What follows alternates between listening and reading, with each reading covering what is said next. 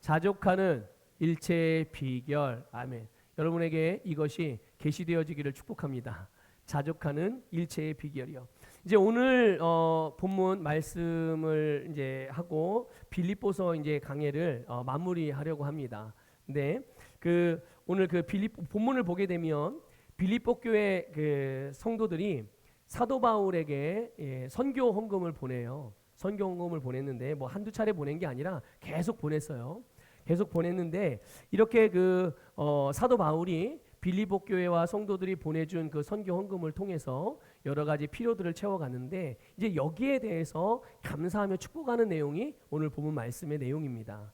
자, 그런데 빌립보 교회 성도들이요, 사실 바울하고는 멀리 떨어져 있었어요. 같이 몸이 떨어져 있었죠. 빌립보는 바울은 로마의 감옥에 갇혀 있고 빌립보 교회 성도들은 말 그대로 빌립보 지역의 교회에서 각자의 삶을 살아가고 있었는데, 그런데 감사하게도 몸은 이렇게 떨어져 있었지만 이 빌립보 교회와 빌립보 성도들이 사도 바울, 그러니까 예수 그리스도 안에서 사도 바울의 비전과 그 사역에 여전히 연결되어져 있었고 여전히 한 마음으로 모아져 있었고 그래서 계속 함께하고 동참했다는 것이에요. 근데 사실 사도 바울은 감옥에서 아무것도 할 수 있는 게 없었어요.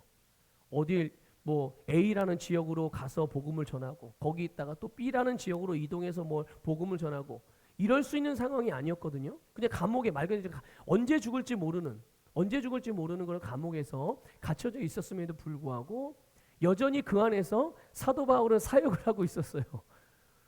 대단합니다. 사도 바울은 참 대단한 사람이에요. 그 안에서도 그 죄수들에게 복음을 전하기도 하고 또 간수들에게 복음을 전하기도 하고 또 안 되니까 자기 면회 온 자기 제자들과 동역자들에게 뭔가를 부탁해가지고 이걸 어느 교회에 전달해달라, 이 메시지를 어디다가 어느 교회에 말해달라, 어떤 성도들에게 이야기해달라, 때로는 또 이 편지를 써가지고 빌립보서도 그런 편지 중에 하나거든요. 이게 써가지고 이거 꼭 빌립보 교회와 성도들에게 다 읽어주라고 이러면서 끊임없이 이 복음을 증거하는 사역을 계속 해냈거든요. 그런데 여기에 바로 이 빌립보 교회가 한순간도 놓치지 않고 계속 함께하며 협력하고 있었던 거예요. 그래서 빌립보 교회는 이 사도 바울을 통해서 주님의 복음이 땅끝까지 전해질 수 있도록 그가 사역하는 곳마다 또 교회가 세워지는 데 도움이 되도록 지속적으로 선교헌금을 통해서 계속 지원을 했던 겁니다. 근데 사도 바울이 오늘 본문에 보니까 이 일에 대하여 크게 기뻐했다 그랬어요. 크게 기뻐했다. 돈 주니까 기뻐했나요? 돈 주니까? 네, 그런 의미가 아니라는 건 여러분이 아마 다 그냥 알 거예요. 네, 그러니까 이 빌립보 교회 성도들이 사도 바울에게 헌금을 보내준 그 일에 대해서도 기뻐하고 감사했고 그래서 축복하기도 했는데 이 바울이 가장 기뻐하고 가장 크게 기뻐했던 아주 중요한 핵심적인 이유가 있었어요. 그게 뭐냐 하면 이 빌립보 교회는 바울을 통해서 유럽에 최초로 개척된 교회예요. 유럽 지역에 처음으로 개척된 교회가 이 빌립보 교회거든요. 이게 어떻게 시작된 거냐 하면 여러분 루디아 비단장사 루디아라는 이름을 들어보셨나요? 비단장사 루디아가 있었어요. 그런데 그 가정에서 모여서 여러분들이 셀 모임 하듯이 집에서 모여서 사도 바울과 그 루디아 자주장사 루디아 비단장사 루디아 그 루디아의 집에서 모여서 예배를 드리는 그 시작이 이 빌립보 교회가 태어나게 된 시작이에요. 그 가정에서 예배드린 가정교회에서 예배드린 것이 빌립보 교회 탄생의 시초입니다. 거기에 시작되어져서 복음이 증거되니까 사람들이 점점 모이니까 이제는 집안에서만 이 루디아의 집안에서만 예배를 드릴 수가 없는 거예요. 너무 이제 사람들이 많아지니까. 그래서 이 장소를 섭외를 해서 더 넓은 지역으로, 넓은 교회로, 넓은 공간으로 해서 그래서 빌립보 교회가 세워졌는데, 그런데 이렇게 시작된 가장 먼저 유럽에 가장 먼저 개척된 이 빌립보 교회와 성도들이 가만히 보니까 사도 바울이 보니까 소비형 성도들이 아니라 주님의 사역에 동참하는 이 동역자로 기능할 정도로 영적인 성장을 이룬 거예요. 얼마 되지 않았거든요. 개척된 지가. 빌립보 교회가 세워진 지가 얼마 안 됐는데도 불구하고 빌립보 교회가 또 성도들이 사도 바울과 복음의 사역에 함께 그냥 옆에서 박수만 친 게 아니에요. 마음만 모아준 게 아니라 실제로 함께 그 사역에 동역하는 동역자들이 될 수 있는 정도가 됐으니까 이게 얼마나 대단한 일이에요. 여러분, 누군가에게 복음을 증거해서 그가 예수 그리스도를 믿어서 하나님의 자녀가 돼요. 그 다음에 우리가 할 일은 뭡니까? 그 사람이 나와 같이 또 다른 사람에게 복음을 전하고 그를 말씀으로 잘 양육해서 예수님의 제자가 되어지는, 거기까지 우리가 돕고 섬기면서 그의 믿음을 함께 협력해서 도와야 되는 것이 우리가 해야 되는 일이잖아요. 근데 그게 쉬워요, 어려워요? 시간이 금방이에요, 오래 걸려요?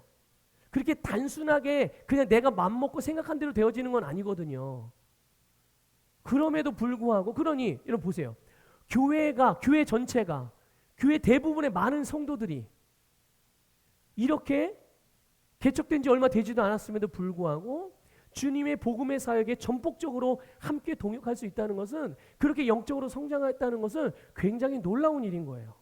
그러니까 여러분, 그것들을 위해서 헌신하고 희생하고 섬기며 그들을 도왔던 바울의 입장에서 보면 너무나도 감사할 일이고, 정말 그 교회를 칭찬할 만한 일이고, 성도들을 칭찬할 만한 일이고, 박수칠 만한 일이에요. 그래서 너무도 크게 기뻐했던 거죠. 아까 제가 잠깐 표현했죠.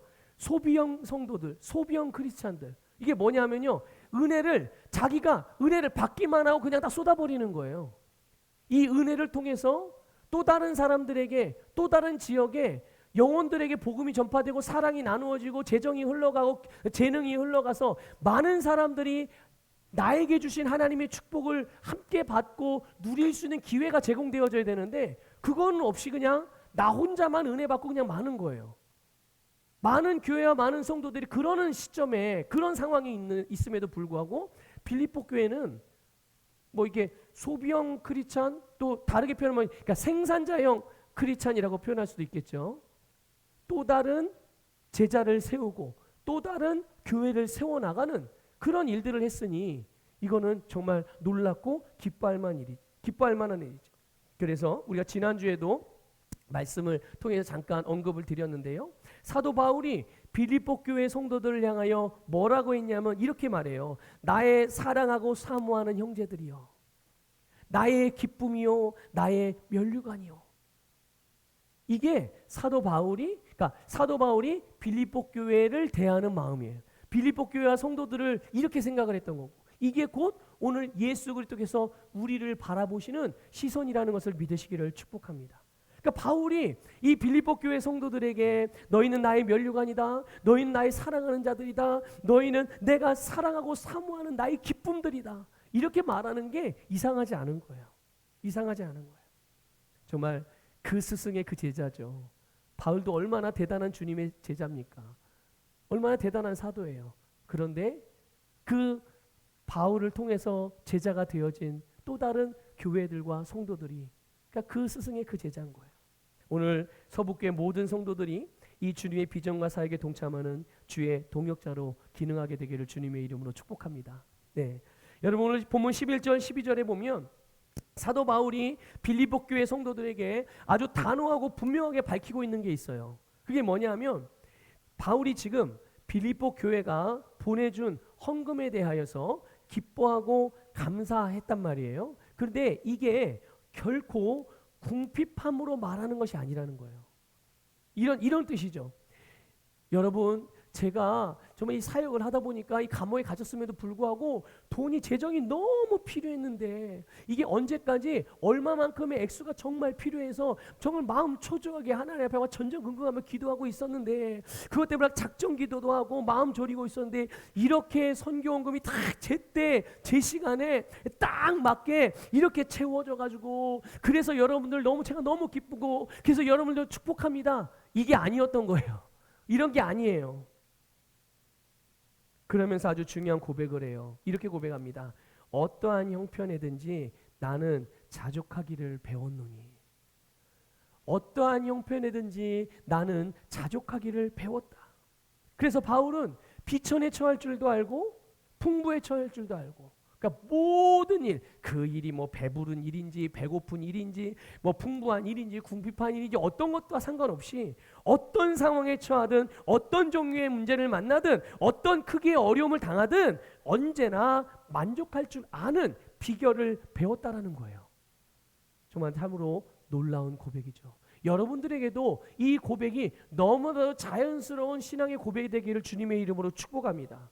그러니까 바울의 삶을 보면 이런 고백을 통하여 이런 믿음으로 살아가는 바울을 보면 정말 전천후 삶인 것 같아요. 전천후의 삶이에요. 막힘이 없어요. 제한이 없어요. 그렇다고 어려움이 없었나요? 아니에요. 어려움은 일반 교회들과 성도들보다 훨씬 많았어요. 그럼에도 불구하고 단 한 번도 이 사도 바울의 사역과 사도 바울의 인생은 실패하는 법이 없었다니까요. 놀랍죠. 어떤 상황도 이 사도 바울은 자기 자신에게 어떠한 상황도 영향을 미칠 수 없고 자기 자신 역시 어떤 상황에도 영향받지 않고 하나님께서 자기에게 살라고 하신 그런 삶, 행하라고 하신 그런 일들을 해나가는 인생을 정말 자유롭게 살아가는 비결을 배운 거예요. 오늘 여러분 말씀을 통해서 이 비결을 배우시기를 축복합니다. 여기 보면 자족한다라는 말이 나오죠. 자족한다. 이 자족이라는 말이 만족한다는 이걸 그냥 한자로 표현하면 스스로 만족한다는 뜻이에요. 자족하는 건 스스로 만족한다. 자, 그런데 이 자족이라는 이 말이 원래 뜻이 뭐냐면요. 그 상황이나 환경 같은 외부 조건에 따라서 주어지는 그런 만족이 아니에요. 상황이 좋아지면 내가 뭐 기분이 좋아서 만족하고 그래 이 정도면 됐지. 상황이 또 안 좋거나 뭔가 마음에 안 들면 이건 아닌데 이건 만족스럽지 않은데 이런 의미가 아니에요. 이 여기서 말하는 자족이라는 말은 사도 바울이 가진 이 만족, 그가 표현한 이 자족함이라는 것은요 그의 속에서부터 나오는 만족이었어요. 그 속이 어디겠어요? 그의 영으로부터 흘러나오는 만족이었어요. 영으로부터 흘러나오는. 그러니 여러분 영적인 것은 오직 영적으로만 분별하고 영은 영끼리만 통하는 거예요. 근데 여러분 보세요. 외부의 상황이나 환경들은 영적인 겁니까? 물리적인 겁니까? 자, 눈에 보고 듣고 들리고 느끼는 거 다 영적인 거예요? 감각적인 거예요? 다 감각적인 거예요. 보세요. 영적인 것들은 영적인 걸로만 분별이 되어지는데 내 영에서 영적인 만족이 솟아나요. 내가 영적으로 만족하고 있어요. 그런데 영적으로 흘러나오는 이 만족, 주께서 주시는 이 만족에 세상의 물리적인 것이 영향을 줄 수 있어요, 없어요? 영향을 줄 수 없는 거예요. 그러니까 바울은 이거를 철저하게 구분을 했던 거예요. 그리고 그걸 알았던 거죠, 그런 원리를. 내 속에서 나오는 이 영적인 만족함은 절대로 감각이나 물리적인, 그러니까 기분이나 느낌이나 뭐 이렇게 사람이 들리는 소리나 눈에 보여지는 거나 이런 거가 절대로 영향을 줄 수 없는 거다라는 걸 알아서 모든 생각과 초점을 어디에다 맞추고 있는 거예요? 내 속에서 나오는 영적인 만족함. 여기에다 초점을 맞추고 있는 거예요. 그러니까 외부 상황이나 환경이 아무리 달라지고 변화되고 막 요동친다고 하더라도 그것들에 의해서 바울의 생각이나 태도나 어떤 삶의 선택과 결정의 기준들이 달라지지가 않는 거예요. 늘 항상 여일하고 똑같았던 거죠. 항상 사도 바울의 기준은 하나님의 말씀, 성령의 인도. 이건 외에는 없었던 거예요. 여러분, 바울은 지금 감옥에 갇혀 있어요. 차갑고 눅눅하고 거친 이 감방에 벽이 그를 둘러싸고 있고 냄새나고 차가운 바닥에 어쩔 수 없이 기대야 하고 자기 몸을 지탱해야 되고 손과 발은 어떻습니까? 자유롭습니까? 그렇지 않아요. 손과 발은 쇠사슬에 묶여 있고 그리고 사실 바울을 찾아오고 이 면회 오는 동역자들 많았을까요? 적었을까요? 많지 않았어요. 왜 그렇습니까? 물론 거리가 멀고 교통수단이 오늘날과 같이 그렇게 발달되지 않아서이기 때문이기도 하지만 자칫하다가 오해를 당할 수가 있거든요. 바울이 뭐 잘못해가지고 감옥에 갇혔나요? 아니에요. 법을 어겨서 감옥에 갇힌 게 아니에요. 윤리 도덕적으로 문제를 일으켜서 감옥에 갇힌 게 아닙니다. 단지 복음을 전했다는 이유로 예수 그리스도를 말했다는 이유로 그런데 그 일을 같이 하는 성도들이 그 바울을 찾아가면 그 경찰서에서 교도소에서 일하는 정부의 공무원들이 그 면회 오는 사람들 어떻게 생각하겠어요? 이놈들도 같은 놈들이구나 주시하지 않겠습니까? 그러니까 여러 가지 이유들로 사도 바울을 찾아오는 사람들이 많지는 않았어요. 이런 상황에 처한 바울의 소식을 들은 성도들이 바울을 위해서 또 바울을 불쌍히 여기기도 하고, 우리 바울 목사님 어떡하지? 바울 선교사님 어떡하지? 참 안 됐다. 이거 빨리 풀려났으면 좋겠다. 이렇게 불쌍히 여기고 안타까워하는 마음도 있었어요. 또 어떤 이들은 눈물로 정말 간절하게 중보기도 하는 이들도 있었어요. 그런데 또 한편으로는 대적자들은 어땠을까요? 대적자. 사도 바울의 대적자들은 그들은 가만히 있었을까요? 아니요. 끊임없이 교회와 바울을 비웃으며 조롱했어요.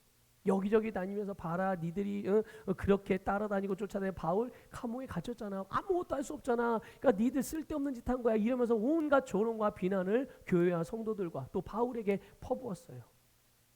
자, 그러나 바울은요, 자기가 처한 그런 모든 상황과 환경에 대해서 사람들의 말이나 그들의 행동과 또한 그들의 판단, 그들이 만드는 어떤 분위기들, 이런 것들에 연연해하지 않았어요. 불안해하지도 않았고 그것에 감정적으로 반응하지도 않았어요. 여전히 그는 태연했고 여전히 그는 만족하고 있었단 말이죠. 과연 바울 안에, 바울 속에 뭐가 있기에 이 모든 삶에서 만족할 수 있는 삶을 살았을까? 여러분, 이제 한 해가 거의 마무리되는 시점이잖아요. 이제 다음 주가 2022년도 마지막 주일이에요. 2020년 마지막 주일. 한 해를 되돌아보는 이런 시점이 되어지면 내가 한 해 동안 계획했지만 계획이 잘 안 이루어진 것들도 있고, 내가 마음먹은 것이 있었으나 그것들을 행동으로 옮기지 못한 것들도 있어서 후회도 스럽고 또 여러 가지 만족스럽지 못하다는 그런 부분들도 있을 거예요. 또 어떤 부분은 그래도 이거는 올 한 해 참 잘한 일이다 스스로 이렇게 칭찬해 줄 수 있는 그런 일들도 있죠. 근데 여러분의 매 삶에서 항상 만족하는 그런 삶을 살 수 있기를 축복합니다. 후회 없는, 여러분 아쉬움이 없는, 미련이 없는 그런 삶을 살기를 축복해요. 바울의 삶이 그랬다. 이 자족한다는 게 바로 그런 거거든요. 그런데 그럴 수 있는 비밀이 13절이에요, 여러분. 13절 같이 읽어볼까요? 읽겠습니다. 시작. 내게 능력 주시는 자 안에서 내가 모든 것을 할 수 있느니라. 아멘. 여러분 대답해 보세요. 바울에게 능력 주시는 분이 누구세요? 바울에게 능력 주시는 분이 누구십니까? 네, 예수 그리스도예요. 바울은 지금 감옥에 갇혀 있어요. 아무것도 자기 마음대로 할 수 있는 상황이 아닌데 본인은 모든 것을 할 수 있다고 생각하고 있는 거예요. 이게 얼마나 망상과 같은 일을 하는 겁니까 지금 바울이. 그렇죠? 그런데 그런 일이 실제로 지금 밖에서 일어나요, 안 일어나요? 바울은 감옥에 있고 바울은 감옥 안에서 그냥 상상하는 일밖에 하지 못하고 말하는 일밖에 하지 못하고 편지 쓰는 일밖에 하지 못하고 기도하는 일밖에 하지 못하고 찬양 드리는 일밖에 하지 못하는데요. 바울이 그 감옥 안에서 그림을 그리고 생각하고 계획하는 모든 일들이 지금 감옥 바깥에서 이루어지고 있어요. 놀라운 거예요. 그런데 그게 어떻게 그렇게 가능할 수 있었느냐? 바울은 지금 자기가 누구의 능력을 받고 살아가고 있다고 확신하고 있는 거예요? 네, 예수 그리스도.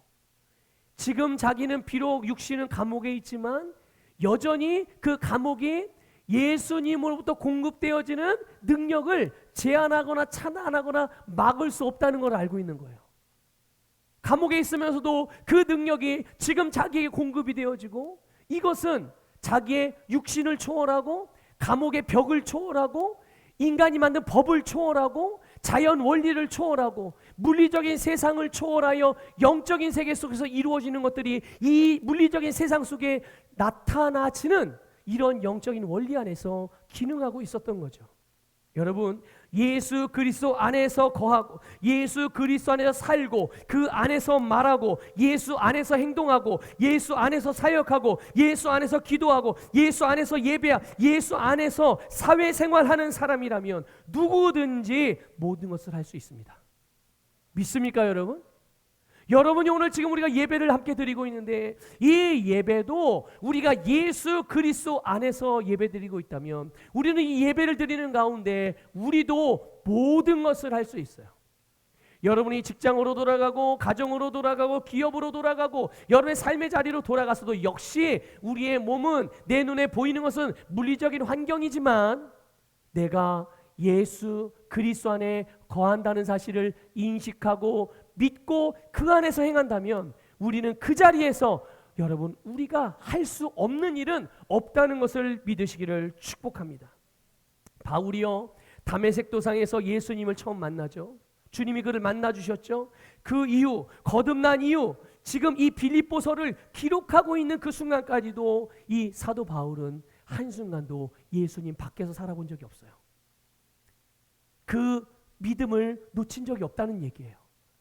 항상 어디 가든 무엇을 하든 나는 지금 예수 그리스도 안에 있고 그분의 생명사기 안에 있고 그분의 능력의 공급원에 연결되어져 있고 나는 그 공급의 통로를 통하여 능력을 받고 있고 지금 내가 말하는 것도 지금 내가 전도하는 것도 지금 내가 천막을 만드는 일을 하는 것도 내가 사회생활을 하는 것도 내가 지금 이동하는 것도 내가 회당에 들어가서 가르치는 것도 내가 교회에서 성도들을 양육하는 것도 말씀을 전하는 다 나는 지금 예수 안에서 하고 있는 거야. 바로 그런 거예요. 심지어 여러분 예수 안에서 있었음에도 불구하고 바울은 주님의 복음을 증거하다가 수많은 핍박과 고난을 만나게 되죠. 때로는요 여러분 죽기 직전의 상황까지 처해요. 근데 사람들은 죽은 줄 아는 거예요. 바울을 때리고 바울에게 돌을 던졌어요. 그런데 바울이 이제 기절을 했겠죠. 사람들이 보니까 죽은 거로 생각한 거예요. 숨도 안 쉬는 것 같거든요. 그래서 사도 바울을 시체를 들어다가 성문 밖에다 던져버렸다고. 재수 없다고. 네? 죽은 시체가 길거리에 널브러져 있으면 안 되잖아요. 그러니까 그것도 단순히 길도 아니고 성 안에 있는 것 자체가 재수 없어. 그러니까 이를 들어다가 성문 밖으로 던져버렸다니까요. 그런데 놀랍게도 한참 있다 꿈틀꿈틀 하더니 눈을 떠요. 살아났어요. 그런데 여러분 보세요.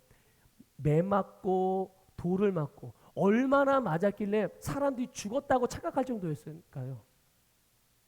그냥 보통 한두 대 맞은 거, 돌 한두 개 얻어맞은 거 이런 게 아니잖아요. 그런데 참 그러니까 이게 사도 바울이 예수 그리스도 내게 능력 주신 자 안에서 자기가 모든 걸 할 수 있다는 말이 그 빈말이 아닌 거예요. 그 쓰러지고 죽을 뻔한 몸을 질질 끌고 자기를 던져버린 그 성 안으로 다시 기어 들어가요. 왜 들어가요? 니들 나 죽은 줄 알고 밖에다 버렸지? 봐라 난 살아났다. 나 살아있다. 이거 과시하기 위해서요? 아니요. 비록 자기에게 돌을 던지고 매를 때렸지만 자기를 죽일 각오로 죽일 작정으로 자기에게 그렇게 해를 가했지만 그럼에도 불구하고 그 복음이 너희들에게 필요하니 나는 그 복음을 전하여 너희들은 내가 전할 복음을 들어야 살아. 그 마음으로 그렇게 처참해진 육신을 끌고 다시 그 성으로 들어가요. 여러분 보세요. 이게 한두 차례가 아니에요. 이런 일이.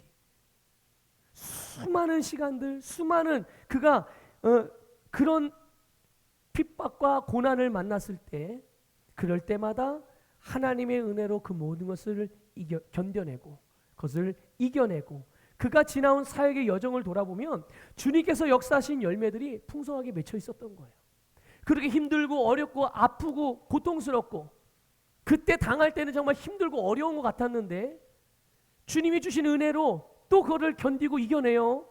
그리고 나서 뒤를 돌아보니 내가 힘들고 고통스러우니까 모든 게 끝났고 아무것도 안 이루어졌구나 이렇게 생각할 수 있지만 그런데 그 상황을 이기고 견뎌내고 한 걸음 내디뎌서 다음 단계에서 뒤를 돌아보니까 세상에 나는 그때 내가 핍박당하고 고난당하고 아무것도 할 수 없었던, 아무것도 할 수 있는 것이 없었던, 아무것도 이루어지지 않은 줄 알고 실망할 수도 있었겠지만 막상 뒤를 돌아보니 거기에 구원받는 자의 수가 더하여졌고 거기에 교회가 세워졌고 하나님의 영광이 나타나서 많은 사람들이 주님의 사람으로 영적으로 성장하며 지역사회에 영향력, 선한 영향을 미치고 살아가는 그 열매들을 보게 되는 거예요.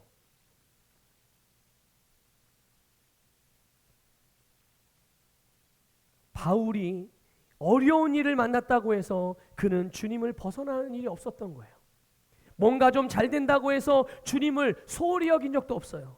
그는 한결같이 기쁠 때나 슬플 때나 잘 될 때나 안 될 때나 칭찬받을 때나 비난받을 때나 항상 그에게 능력 주시는 예수 그리스도 안에서 살았음을 깨달으시기를 바랍니다.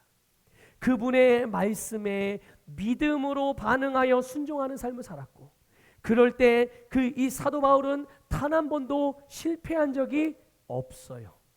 이것이 바로 그가 어떤 상황에서도 자족할 수 있었던 비결이라는 것을 믿으시기를 축복하고 오늘도 예수 그리스도 안에서 살아가는 자에게는 상황이나 환경이 절대로 그에게 영향을 미칠 수 없다는 것을 믿으시기를 바랍니다. 오직 예수 그리스도만이, 오직 그분의 능력만이 나에게 영향을 줄 수 있고 나를 일으켜 줄 수 있고 나에게 능력을 공급해 주셔서 나로 모든 일을 가능케 하는 예수님과 같은 삶을 살게 해주시는 거예요. 여러분 매일매일 매 순간을 예수 그리스도 안에서 살아가시고 행하시기를 주님의 이름으로 축복합니다. 여러분 출애굽기 17장 7절을요 한번 볼게요. 여기 보면 이 사도 바울이 그 모든 삶에서 정말 모든 삶에 자족하는 마음을 가질 수 있기까지 살아왔던 모습과 이스라엘 백성들의 삶의 모습을 여러분 한번 비교해 보세요. 자, 출애굽기 17장 7절인데요. 세번역 성경으로 볼게요. 한번 읽어보겠습니다. 시작. 이스라엘 자손이 거기에서 주님께 대들었다고 해서 사람들은 그곳의 이름을 무리바라고도 하고 또 거기에서 주님께서 우리 가운데 계시는가 안 계시는가 하면서 주님을 시험하였다고 해서 그곳의 이름을 마사라고도 한다. 아멘. 자, 이게 무슨 말이냐면요. 이스라엘 백성들이요 애굽에서 나와서 홍해를 건너고 나왔어요. 그래서 광야를 지나던 중에 르비딤이라는 곳에 도착을 합니다. 르비딤이라는 곳에 도착을 했는데 거기에 마침 마실 물이 없는 거예요. 사막 광야 얼마나 메마른 곳이에요. 근데 이제 마실 물이 없어서 그럼 여러분 보세요. 그 르비딤에 도착할 때까지 이스라엘 백성들은 하나님께서 먹이시고 목마르면 물을 주시고 배고프면 밥을 주시고 옷이 필요하다면 옷을 주시고 신발이 필요한 신발을 주시고 보호가 필요한 보호해 주시고 그렇게 해서 지금 여정을 보내고 있는 거잖아요. 자, 그러면 이제 르비딤에 도착했는데 목이 많은데 물이 없어요. 그럼 어떻게 하면 될까요? 어떻게 하면 될까요? 물을 구하면 되잖아요. 하나님께 물을 구하면 되잖아요. 이제까지 자기들이 하나님이 주시는 걸로 살아왔으니까 여전히 지금 물이 없으면 물을 달라고 하면 되죠. 자, 그런데 마실 물이 없으니까 어떻게 반응을 했냐?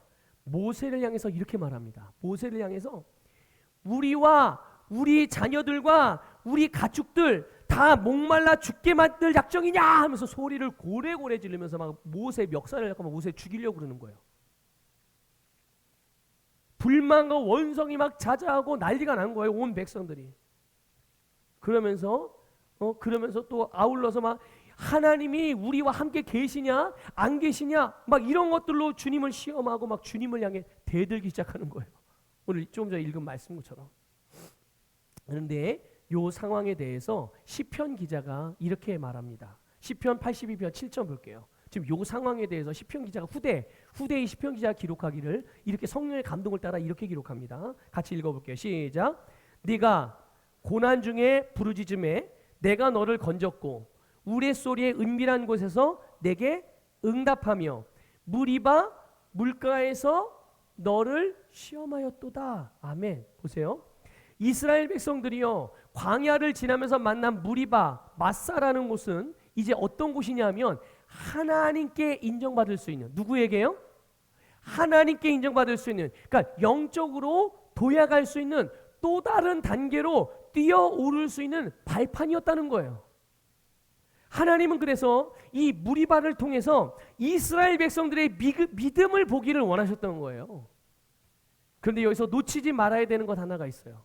그게 뭐냐 하면 이스라엘 백성들이 비록 무리바에서 이 마실 물이 없어서 고난을 받고 이 역경을 만났잖아요. 그럼에도 불구하고 여러분, 불기둥과 구름기둥은 항상 누구와 함께 했어요? 이스라엘 백성들과 함께 했어요. 그리고 좀 전에 시편에서 읽은 말씀처럼 그들이 부르짖을 때마다 어떻게 했어요? 하나님께서 그들을 구원했고 그들이 하나님을 찾을 때마다 하나님은 그들에게 응답해 주셨어요.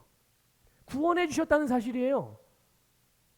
그들은 하나님의 철저한 보호와 인도 안에서 살고 있었어요. 자, 보세요. 한번 여쭤볼게요. 한번 대답해 보세요. 지금 이스라엘 백성들이 무리바에도 르비딤에 도착해서 거기에서 마실 물이 없어요. 지금 목이 너무 마르고 너무 힘든 상황에 빠졌어요. 자, 이때 하나님은 어디 계셨을까요? 하나님이 어디 계셨을까요? 이스라엘 백성이 떠나서 멀리 계셨을까요? 이 하나님이 외출하셔가지고 이스라엘 백성이 어려움을 당한 겁니까? 아니에요. 이때도 하나님은 이스라엘과 함께 하셨고요. 하나님과 거기서 뭐 하셨을까요? 지켜보고만 계셨을까요? 아니요. 하나님은 그때도 여전히 불기둥으로 그들의 가야 할 방향을 보여주시고 있었고 구름 기둥으로 그들이 당할 여러 가지 당할 수 있는 어려움들로부터 그들을 보호해 주시고 계셨어요. 그러니까 하나님은 단 한 번도 그들을 떠나지도 않았고 단 한 번도 그들에게 도움이 필요할 때 외면하거나 가만히 계셨던 적이 단 한 번도 없었다는 사실이에요. 그런데 무리바에서 이스라엘 백성들이 어려움을 만나자 그들은 하나님께 믿음을 보인 게 아니라 하나님이 보기를 원하시는 게 있는데 그걸 보여드린 것이 아니라 불신앙을 보여드렸단 말이에요. 이런 거죠. 아니, 하나님이 우리를 홍해에서 건져내시고 뭐 애굽에서 구원하셨다고 그러는데 하나님이 우리와 함께 계시다면 어떻게 우리에게 이렇게 힘든 일이 생길 수가 있어? 어쩌면 하나님이 그래? 하나님이 우리 함께 계시다면 내가 이렇게까지 고통스러울 수가 있는 거야? 아니지. 하나님이 함께 하시다면 이런 일이 일어나서는 안 되지. 이건 하나님이 나와 함께 안 한 거야. 하나님이 떠난 거야. 우리가 나와 함께 해주신다고 말은 했지만 실제로 하나님이 날 떠난 거야. 막 이런 불평들이 막 난리가 난 거예요.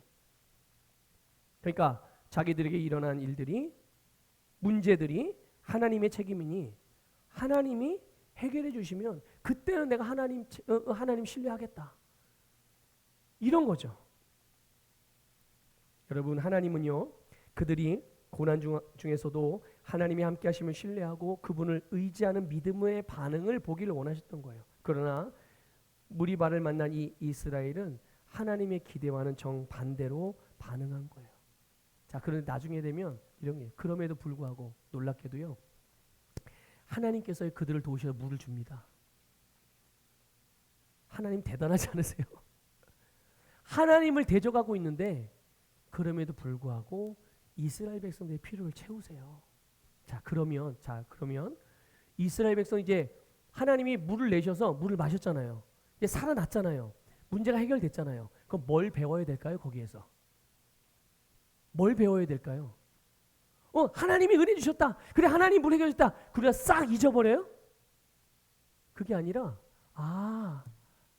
이런 어려움이 있지만 그때마다 우리가 불평할 게 아니라 원망할 게 아니라 하나님께 구하면 되는구나.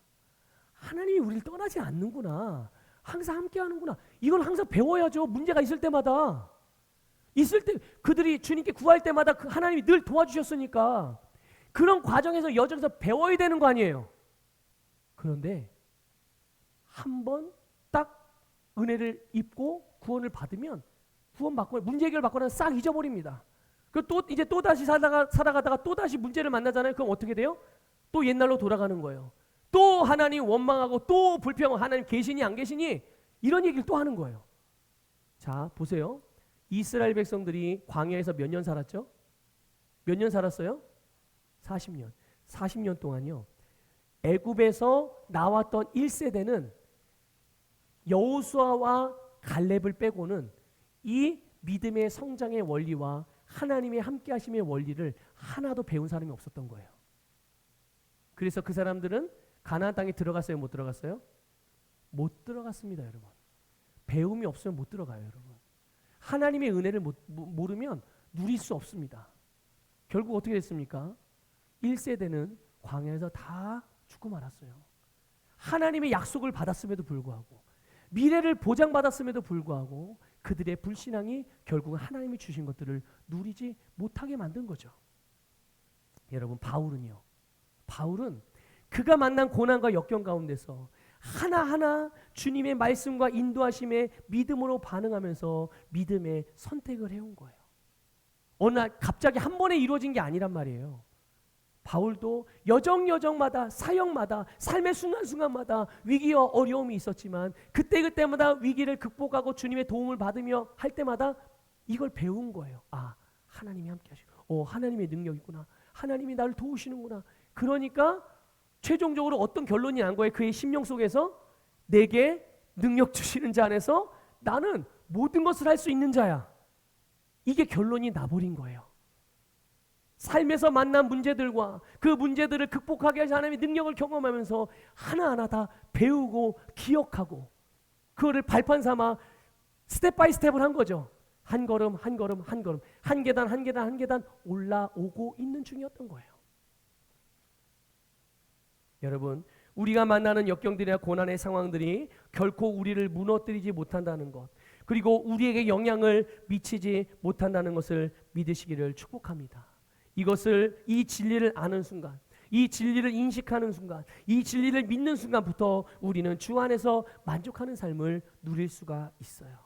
여러분, 예수 그리스도 안에서 우리는 모든 것을 할 수 있는 자이니, 여러분, 삶의 역경을 만날 때 실망하거나 좌절하거나 또는 불평하거나 원망하거나 누구 탓을 하거나 포기하지 마시고 그 안에서 여러분들을 주께서 어떻게 도우시는지 주님의 도우심을 힘입어 그 순간순간을 여러분 정복하여 승리하시기를 주님의 이름으로 축복합니다. 또 바울뿐만 아니라 우리는 빌립보 교회를 통해서도 우리의 자족하는 일체의 비결을 배우게 돼요. 빌립보 교회가 사도 바울에게 선경금을 보내면서 바울의 이 사역에 동참하는 것을 보고 바울이 뭐라고 말하면 이렇게 말하고 있습니다. 14절 볼게요. 14절을 보면 이렇게 말합니다. 너희가 내 괴로움에 함께 참여하였으니 어떻게 했다고요? 잘하였도다. 자, 18절을 볼게요. 18절에 보면 이렇게 합니다. 이는 받으실 만한 향기로운 제물이요, 하나님을 어떻게 했다고요? 기쁘시게 한 것이라. 보세요. 빌립보 교회가 사도 바울과 그의 사역을 도왔어요. 거기에 함께했고 거기에 선교원금을 지원하면서 사도 바울의 사역을 통해 주님의 나라가 확장되는 일들을 함께 협력을 했어요. 그런데 그 일이 잘한 일이고, 누구 앞에서요? 하나님 앞에서 잘한 일이고, 또 그 일이 하나님께 제물로서 드려지는 산제물이 되었고, 결국 그 산제물이 어떻게 했다고요? 하나님을 기쁘시게 했다. 놀랍지 않습니까? 그들은 물질적인 걸, 물리적인 것을 심은 거예요. 그런데 그가 거두는 축복은 어떤 축복을 거둬요? 영적인 축복을 거둡니다. 여러분, 바울도 바울이지만 빌립보 교회의 상황 역시 그리 좋은 상황은 아니었어요. 지난주에도 잠깐 언급드렸죠. 외적으로는 복음으로 말미암아 핍박이 엄청나게 심했고, 그 교회 안에서는 교회 안에 교회적으로 여러 가지 갈등과 분쟁들이 있었단 말이에요. 그리고 성도들 개개인 삶을 보면 이렇게 복음으로 말미암아 핍박을 받는 사람들이니 직장생활이나 사회생활이나 경제활동이 원활하게 자유롭게 이루어졌겠어요? 아니죠. 여러 가지 제약과 제한과 또 여러 가지 그 묶임들이 있을 수 있었단 말이죠. 그러니까 어려웠던 거죠, 현실적으로. 그러나 여러분, 빌립보 교회를 보세요. 1절을 보면 이렇게 됩니다. 너희가 나를 생각하던 것이 이제 다시 싹이 남이니, 이렇게 말씀하고 있어요. 이게 무슨 말이냐면요, 빌립보 교회가 사도 바울의 비전과 그 사역에 같은 마음 같은 비전으로 동역하는 관계가 맞아요. 동역하는 관계였는데 한동안 그게 생각으로만 있었어요. 빌립보 교회 성도들에게 생각으로만, 마음에만 있었지 실제로 실행되지 못했던 기간들이 있었단 말이에요. 여러 가지 이유들로 기회가 없었던 것이죠. 그런데 이번에는 실제적으로 이 빌립보 교회가 실제적으로 바울의 사역에 동참할 수 있는 기회가 생긴 거예요. 그러니까 빌립보 교회 입장에서 생각한다면 이제 우리가 함께 할 수 있는 기회가 생겼다. 그래서 어떻게 했냐? 이 기회를 놓치지 않은 거예요. 누가요? 바울이요? 아니요. 누가요? 빌립보 교회가. 빌립보 교회와 성도들이 이게 우리가 해야 될 일이다. 이게 이제 우리가 이제 이것에 동참해야 될 일이구나. 이걸 본 거예요. 여러분, 심을 수 있는 기회, 섬길 수 있는 기회, 사역할 수 있는 기회가 보여지면 그거를 포착하시기를 축복합니다. 바로 빌립보 교회가 그랬던 거예요. 그리고 거기다가 좋은 땅에다가 씨를 심은 거죠. 여러분, 이것은 사도 바울이라는 한 사람을 돕는 일이 아니라 하나님께서 받으신 향기로운 제물로서 그 말 그대로 헌금이 된 거예요. 헌금. 말 그대로 정말 헌금이 된 거예요. 이게 하나님을 기쁘시게 하는 믿음의 산제물이 된 거죠. 여러분, 빌립보 교회가 아까도 언급드렸지만 성도들이 돈이 많아서 바울에게 넘치도록 성경을 보냈을까요? 아니에요. 빌립보 교회 성도들이 현실적으로 넉넉하지 않았습니다. 항상 필요가 있었어요. 그러나 그들이 누구에게서 배웠어요? 빌립보 교회 성도들이요. 누구에게서 배웠죠? 신앙생활을 누구한테 배웠어요? 바울에게 배웠어요. 그러니까 어떻게 하겠어요? 누굴 닮겠어요? 바울에게 배웠으니까 바울을 닮죠. 예. 여러분, 신앙생활 누구에게 배우느냐? 너무 중요해요. 누구를 모델로 삼아서 내가 쫓아가느냐? 굉장히 중요합니다. 그러니까 이들이 바울에게서 배운 그대로 하는 거예요.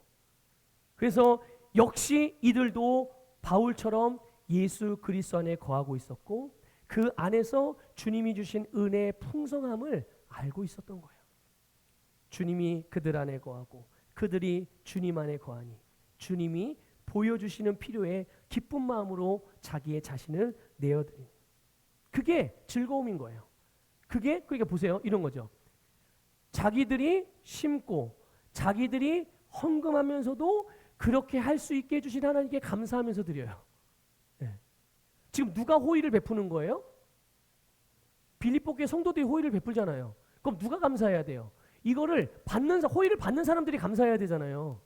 근데 지금 누가 감사하고 있어요? 누가 기뻐하고 즐거워하고 있어요? 빌립보 교회 성도들이요. 자기들이 헌금하고 자기들이 돈을 쓰고 자기들이 심으면서 그러면서 그렇게 할 수 있는 은혜를 주신 하나님께 감사하고 있는 거예요. 참 이게 정말 놀라운 신비예요. 여러분 15절 볼게요. 15절 보면요. 한번 읽어보겠습니다. 시작. 빌립보 사람들아, 너희도 알거니와 복음의 시초에 내가 마게도냐를 떠날 때 주고받는 일에 참여한 교회가, 주고받는 게 뭐예요? 이게 바로 이제 선교헌금을 주고받는 일을 말하는 거예요. 이 일에 참여한 교회가 어디밖에 없었다고요? 네, 빌립보 교회밖에 없었다. 여러분, 사도 바울이 개척하고 사역했던 교회, 섬겼던 성도들 얼마나 많이 있었습니까? 그런데 바울의 사역에 특히 이 재정의 필요를 채우는 일에 여기에는 빌립보 교회 외에는 함께 동참한 교회와 성도들이 없었다는 얘기예요. 그럼 다른 교회와 성도들이 빌립보 교회 성도들보다 돈이 없어서 그랬을까요? 아니요. 여러분, 고린도 교회 같은 경우는 성도들이 부자들이었어요. 부자들이었습니다. 교회적으로도 재정이 풍성했어요. 재정만 풍성했습니까? 아니요. 은사들도 풍성했고 능력도 얼마나 강력하게 나타나는지 몰라요. 고린도 교회는. 여러분, 고린도 전후서를 보세요. 여러분, 은사장이 어디에 나와 있습니까? 고린도 전서에 나와 있어요. 사랑장이 어디에 있습니까? 고린도 전서에 있어요. 고린도 교회에서 일어났던 일들인 거예요, 다. 네. 그렇게 은사와 능력들이 가장 활발하게 나타났던 교회가 고린도 교회거든요. 그런데 막상 주님의 복음의 사역에 대해서, 주님의 비전에, 복음의 사역의 비전에 대해서 그 비전을 사고 그 비전에 함께하고 협력하고 동역하는 일에는 별로 관심이 없었던 거예요. 내가 은혜 받고 내가 능력 받고 내가 돈 많이 벌고 내가 잘 살고 내가 문제없이 살고 그럼 돼. 그럼 됩니까? 정말 그러면 돼요? 아닌 거예요. 여러분, 우리에게 무엇인가에 대한 필요가 보이면, 여러분, 심을 수 있는 기회가 생긴다면 그것은 하나님께서 나를 축복하시기 위한 축복의 기회이니 절대로 놓치지 마시기를 축복합니다. 우리 특히 안선서북의 성도님들은 이 원리를 여러분을 잘 인식하시고 항상 믿음으로 이렇게 기능하시기를 축복해요. 그래서 여러분의 삶이 정말 궁핍이나 결핍이 없이 날마다 차고 넘치기를 주님의 이름으로 축복합니다. 여러분 19절 다 같이 읽고 말씀 마무리하도록 하겠습니다. 19절 읽어보겠습니다. 시작. 나의 하나님이 그리스도 예수 안에서 영광 가운데 그 풍성한 대로 너희 모든 쓸 것을 채우시리라. 아멘. 여러분 아멘. 이것이 주님께서 우리를 축복하시는 내용인 거예요. 액면 그대로는 문자적으로나 상황적으로는 오늘 사도 바울이 빌립보 교회 성도들 축복하는 내용이지만 오늘 이것이 오늘 주님께서 저와 여러분을 축복하는 내용이라는 것을 믿으시고 믿음으로 취하시기를 축복합니다. 여러분 예수 그리스도 안에서 그분 안에는 영광으로 모든 우리의 모든 필요를 채워주시죠. 누가요? 예수 그리스도께서. 여러분 오늘 예수 그리스도가 여러분의 주님입니다. 예수 그리스도가 여러분의 구원자이십니다. 예수 그리스도가 여러분의 치유자이시고 예수 그리스도가 여러분의 공급자세요. 그분 안에서 주님의 모든 아름다운 것들을 다 누리시기를 주님의 이름으로 축복합니다.